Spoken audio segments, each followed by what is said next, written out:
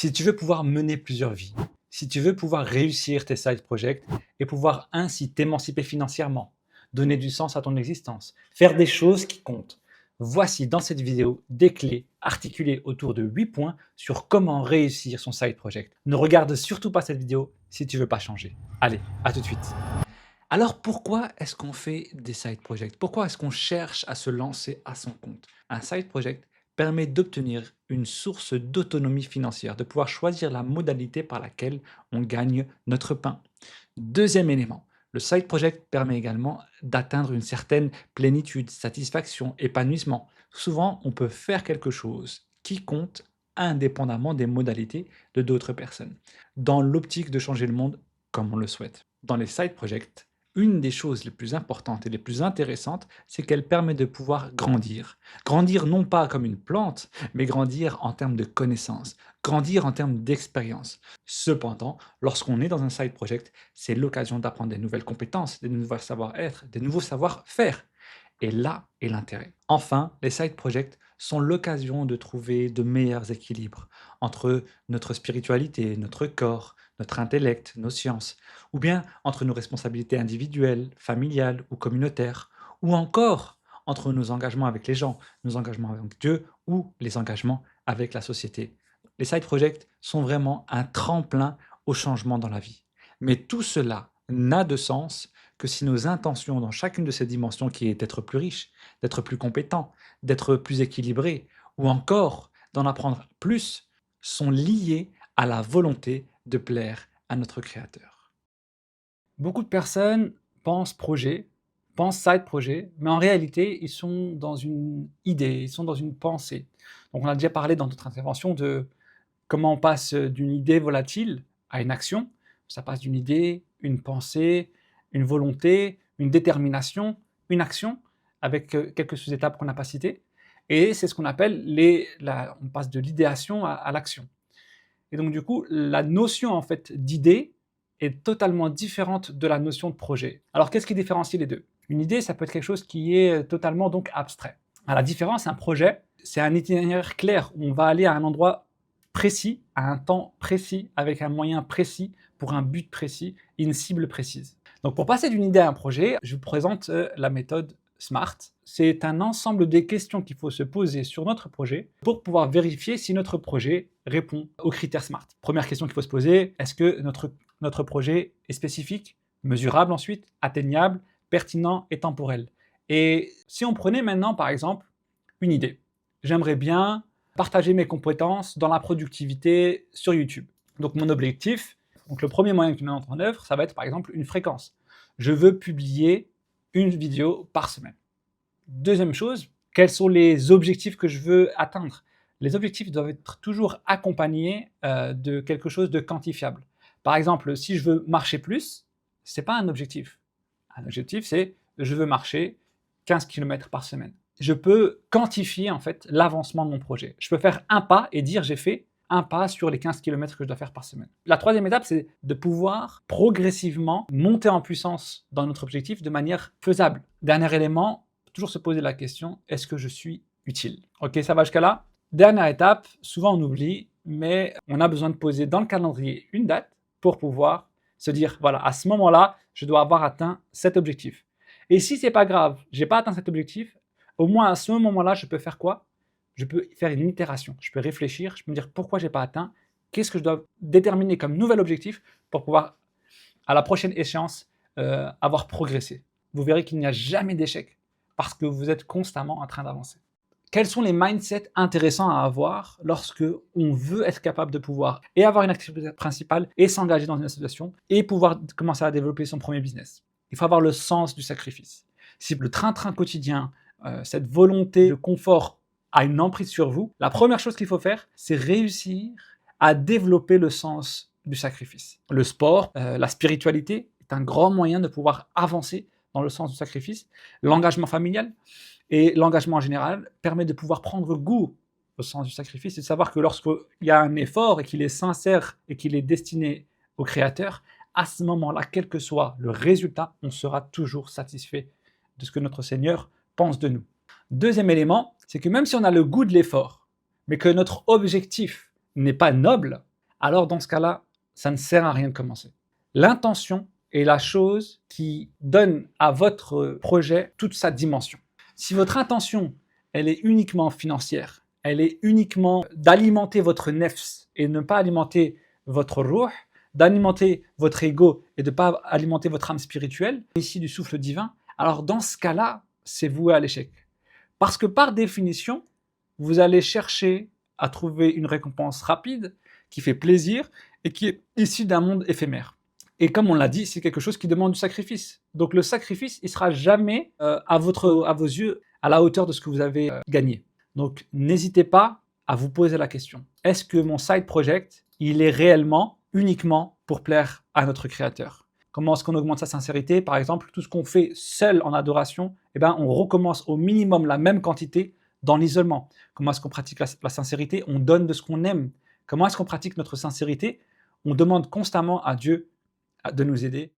Troisième élément, la curiosité, c'est quelque chose qui permet de pouvoir obtenir un petit peu de pertinence et d'opportunité dans nos projets. Quelqu'un qui n'est pas intéressé ne va jamais être à la page de ce qui existe. Quelqu'un qui n'est pas intéressé, il va louper, si on veut, les opportunités.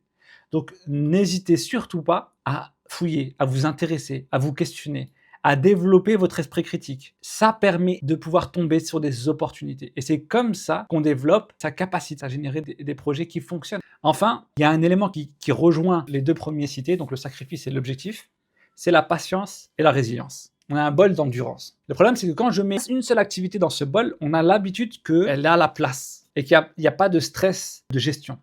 Il faut avoir cette capacité à parfois déformer notre bol, même s'il n'a qu'un seul volume, le déformer en fonction des choses qu'on est en train de gérer. Sachez que la patience, donc accepter ce qui arrive, mais en même temps, la résilience, ça va être cette capacité à, malgré la difficulté, continuer à faire l'effort et à essayer de recover.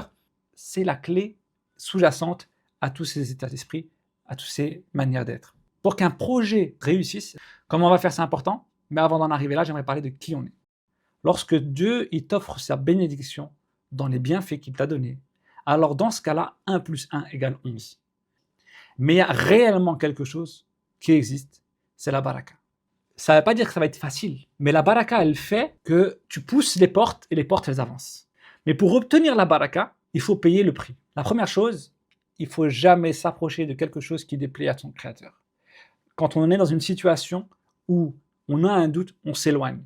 Quand on est dans une situation où on peut faire le bien, on fonce. Quand on est dans une situation où on ne sait pas, on apprend parce qu'on veut plaire à notre créateur. Donc il est indispensable de se poser la question, est-ce que j'ai la baraka? Est-ce que je cherche la baraka? Et pour avoir la baraka, la première chose, c'est d'où est-ce qu'on a notre argent? Est-ce que notre argent est halal? Est-ce que notre argent il est obtenu de manière licite? Et si à ce moment-là, notre argent est de manière licite, eh bien déjà, on débloque la deuxième carte de la baraka, c'est le dua, c'est l'invocation.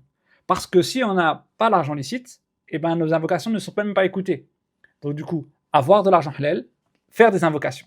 On fait les invocations et une invocation que je vous propose, qui est très important, c'est « Seigneur, utilise-moi et ne me remplace pas. Seigneur, fais de moi un outil pour le bien. Seigneur, fais de moi un bouclier contre le mal. » Ton Seigneur va placer dans ton chemin l'opportunité de pouvoir obtenir cette occasion d'être utile. Et une fois qu'on a fait ces deux étapes, on vérifie que ce qu'on veut faire, l'objectif, et que l'intention, ils coïncident. Si je veux commencer à faire une chaîne YouTube, je vérifie que je ne vais pas mettre du contenu qui sera contraire à mon éthique, et je vais faire mon effort avec tawakkul. Ça veut dire quoi tawakkul? C'est-à-dire que je vais vraiment mettre tous les moyens que je peux, sans pour autant m'attacher au résultat. C'est ça le tawakkul. C'est vous révisez la veille d'un examen jusqu'à la veille de l'examen, et vous savez que si vous réussissez, ce n'est pas grâce à vos révisions, mais c'est uniquement par la clémence de votre Seigneur. La compétence, le temps, la ressource, toutes ces choses-là qui font qu'on se dit « je ne pourrais pas réussir » en fait. Il y a 3 dimensions dans la ressource. Donc la première dimension de la ressource, c'est la ressource temporelle. C'est la ressource par laquelle on sent souvent une limite forte et un tiraillement entre nos engagements. On n'a pas besoin de beaucoup de temps. Ce qu'on a besoin, c'est d'avancer de manière itérative petit à petit. Et pour faire ça, je vous invite à faire la méthode des rendez-vous. C'est-à-dire que vous vous mettez un rendez-vous avec vous-même et dans ce cas-là, le rendez-vous, il doit être hebdomadaire. Quand on a un side project et qu'on commence, Au final, il suffit qu'on appuie sur le bouton Start et qu'on a dit « Voilà, ce side project, c'est ce créneau de 8h à 9h le samedi. » Vous allez avancer dans votre vie et petit à petit, jusqu'à ce que votre projet soit assez grand pour pouvoir remplacer d'autres projets. Autre élément, sur les ressources. On se dit toujours c'est difficile parce que j'ai pas d'argent. En réalité, il suffit de commencer avec quelque chose de simple qui correspond à votre budget. Et même si vous avez plus à mettre, ne mettez pas plus. Gagnez en expérience, gagnez en pertinence, gagnez en capacité de réévaluer votre projet et votre objectif pour pouvoir itérer. Troisième élément, qui est souvent un élément bloquant pour démarrer, c'est la compétence. Elle est souvent la clé de notre choix de projet. On dit j'ai une compétence, alors je fais un projet qui est adapté. Mais on est dans un monde où aujourd'hui la compétence elle est très facile à acquérir, surtout avec les IA. Donc il n'y a plus de raison de ne pas partir sur un projet dont on n'a pas la compétence, mais on a la vision. Donc la compétence, c'est important de savoir que même si on ne l'a pas, on peut l'acquérir. Deuxième chose, il y a différents types de compétences. Mais si c'est un side project et qu'on est tout seul, ça ne va pas marcher. Donc, il faut s'entourer des personnes qui ont la compétence nécessaire. Mais si vous n'avez pas le temps et vous avez toutes les compétences, partagez. Si vous n'avez pas toutes les compétences et vous devez en apprendre une, apprenez celle qui est vitale à votre projet. Et même si ce n'est pas parfait, il faut commencer. Quand on commence, on démystifie l'impossible. Et à ce moment-là, les opportunités se présentent. Donc, ce que je veux résumer ici, une des stratégies, c'est d'identifier le temps, les compétences et les investissements à placer de manière, on va dire, clé pour juste commencer. Ah, la slide la plus importante, l'équilibre. Donc, comment réussir à ne pas burn out? Quelle est la recette de l'équilibre? Vous savez, parfois on a l'impression qu'on marche sur un fil de rasoir. On a l'impression qu'on est en haut du vide, il y a du vent, on a du mal à se tenir. D'une minute à l'autre, tout est fini. Et bien, souvent, le quotidien de quelqu'un qui est tiraillé entre plein de choses, c'est ça. Il a l'impression que tout va s'effondrer, qu'à la fin du mois, il ne va pas y arriver, qu'il est en dernière minute sur tout. Et bien, je vous propose qu'on va décomposer ensemble une recette de l'équilibre pour pouvoir comprendre comment réussir à être équilibré dans toutes les dimensions. Tout d'abord, la première dimension, c'est nous-mêmes, un être humain. Nous sommes composés de 3 grandes dimensions. La première dimension, c'est la chair, c'est le corps, c'est le véhicule de cette vie, c'est le moyen de pouvoir vivre. Et donc du coup, la condition sine qua non pour être vivant et y arriver, c'est de respecter notre corps, de lui donner à manger de manière saine, de se réveiller à une heure qui convient et d'entraîner notre corps à être performant. Ça paraît simple, ça paraît bête, mais la première chose qui permet de pouvoir être équilibré, c'est d'avoir un corps qu'on a protégé. C'est une amana, c'est un dépôt, il faut le protéger. Bien. Personnellement, je n'ai pas forcément la relation la plus saine avec mon corps parce que je considère que mes limites sont à géométrie variable. Je pousse toujours mes limites. Voilà, il y a des petites sensations qu'on sait, des petits picotements dans le cerveau qu'on voit. Je sais que là, voilà, ok, il faut que je dors un peu. Ça fait quand même une semaine que je tourne sur 4 heures de sommeil par jour. Alors, allez, je fais une petite sieste, je rajoute ça. Cette cuisine-là, j'en parlerai, Inch'Allah, à la fin, de comment le déséquilibre dans l'équilibre, mais il est important de commencer toujours par un équilibre. Deuxième élément, c'est l'intellect. L'intellect, il est primordial. Vous pouvez pas... La première chose en prêtant son esprit, c'est de ne pas consommer des substances qui vont nous faire perdre la raison. Ça peut apparaître bête, mais tout ce qui est drogue, tout ce qui est produit qui enivre, sont des choses qui détruisent notre esprit. Tout ce qui est produits ou substances qui vont abîmer notre intellect. Deuxième chose, il y a des contenus, la consommation de contenus type vidéo, TikTok, de chats qui tournent en rond. Non, ne soyez pas un hamster qui tourne dans une boucle. Sortez de cette boucle-là et parfois, pas d'interaction permet à votre esprit de reconstruire l'information, de réfléchir. La sursollicitation est un poison. Ne rentrez pas donc dans une boucle dopaminergique qui vous rendra donc incapable en fait d'être endurant, incapable de ne pas avoir de récompense immédiate, incapable de pouvoir chercher une information pendant plus que 5 minutes. Ça ne suffit pas juste de le protéger, il faut le cultiver, il faut le nourrir. Et pour le nourrir, vous avez besoin d'être dans un environnement où vous avez des personnes qui sont plus smart que vous autour de vous. Vous avez besoin d'être avec des personnes qui vont vous challenger. Si vous êtes toute la journée avec des enfants de 2 ans, il y a un moment où vous allez dire « Est-ce que je suis devenu un enfant de 2 ans ?» Il faut constamment être dans l'équilibre de l'alimentation de l'environnement. Troisième élément, c'est la spiritualité. C'est ce qui permet de pouvoir donner à toute cette dimension d'harmonie un sens. Parce qu'on a beau avoir le corps en meilleure santé, on a beau avoir l'intellect le plus sharp, si on n'a pas une spiritualité profonde, un lien avec son créateur, on sera incapable d'être équilibré et à la moindre épreuve, elle nous fera chavirer. Ce que j'aimerais aborder avec les équilibres, c'est savoir que parfois on dit j'ai une famille, j'ai des engagements, j'ai ma communauté. Sachez que si vous voulez réussir un side project, le mieux, c'est d'avoir chacun de ces éléments qui est inclus dans votre side project. Que vous soyez dans vos engagements, que votre famille, elle y soit, et que vous soyez dans l'engagement avec la communauté ou au service de la communauté. Donc, 3 éléments qui sont indispensables.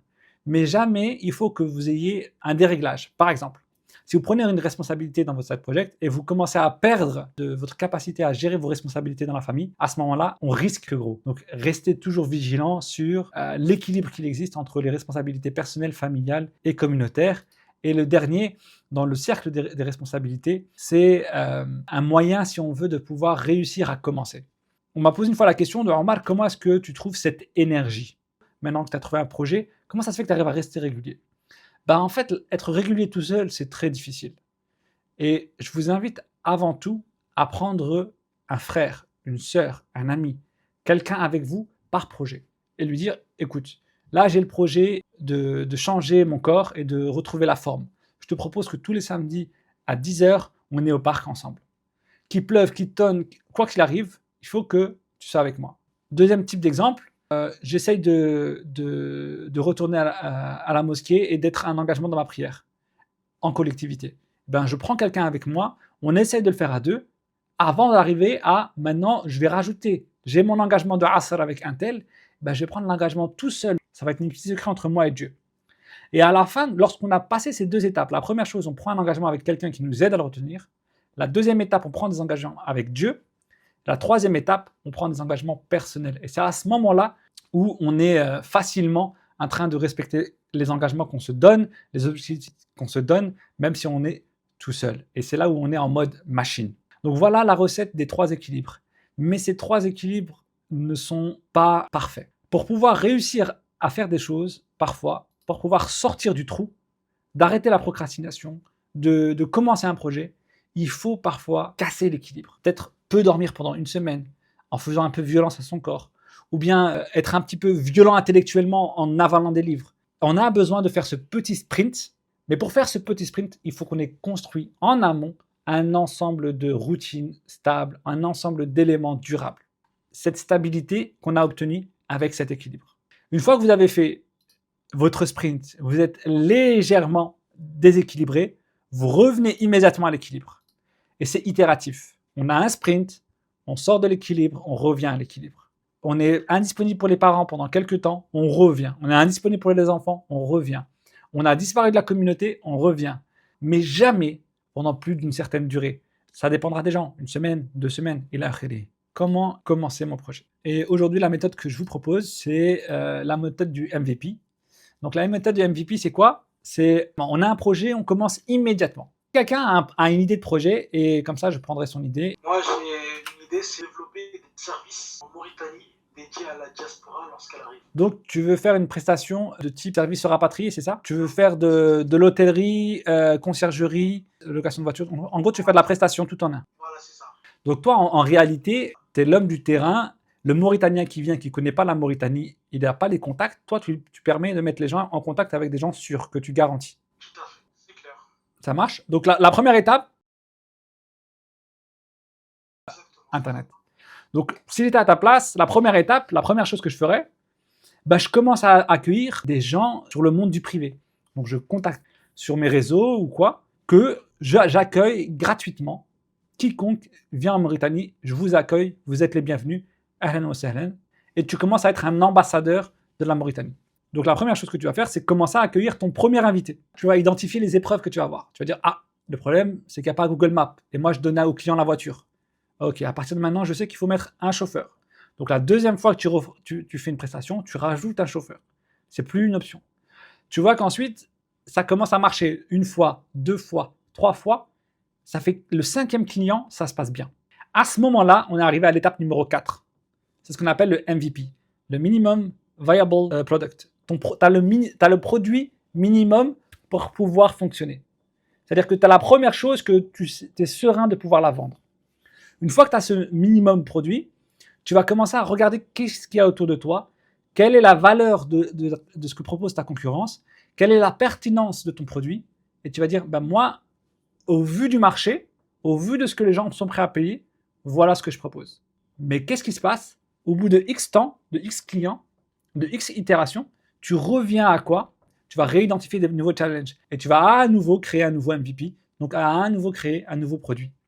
Et c'est comme ça que tu itères et que tu affines au fur et à mesure. S'il y a une chose que j'aurais espéré transmettre, c'est principalement la notion d'équilibre. La deuxième chose, c'est l'intention. Que Dieu nous offre, Inch'Allah, as-sabat. J'espère vous avoir donné un avant-goût de ce qu'il faut être dans le side project. Il y a tellement de business en ligne possible, business réel, activités parallèles, qu'en réalité, vous choisissez une compétence, vous choisissez un créneau, vous vérifiez vos intentions, vous vérifiez que vous êtes utile à votre frère, vous vérifiez que c'est aligné avec votre éthique. Et à ce moment-là, vous commencez graine par graine. Graine par graine. Et vous n'arrêtez jamais. Jamais, jamais. Même si ça n'avance que très peu, vous avancez. Et c'est comme ça que les opportunités se présentent. Et c'est comme ça le jour où, par exemple, vous changez d'emploi ou le jour où vous avez un long congé, vous avez tellement bien préparé que vous avez déjà un marché, vous avez déjà des clients, et il vous suffisait juste d'appuyer sur le bouton d'accélérateur avec un peu plus de temps, et votre activité, par exemple, décolle, et vous passez d'un side project à un projet principal. Ila akhirihi, wallahu a'lam, barakallahu fikum. Mais sachez que les choses les plus simples sont les meilleures. Vous avez peut-être trouvé ce contenu intéressant, mais ça ne s'arrête pas là. Maintenant, le mettre en œuvre. Il faut pousser le caillou jusqu'à arriver en haut de la montagne. La meilleure réussite qu'on puisse faire, c'est de passer de la théorie à la pratique. J'espère que cette vidéo vous a donné des moyens pour pouvoir y arriver. Pensez à vous abonner et je vous dis à bientôt. Salam alaikum.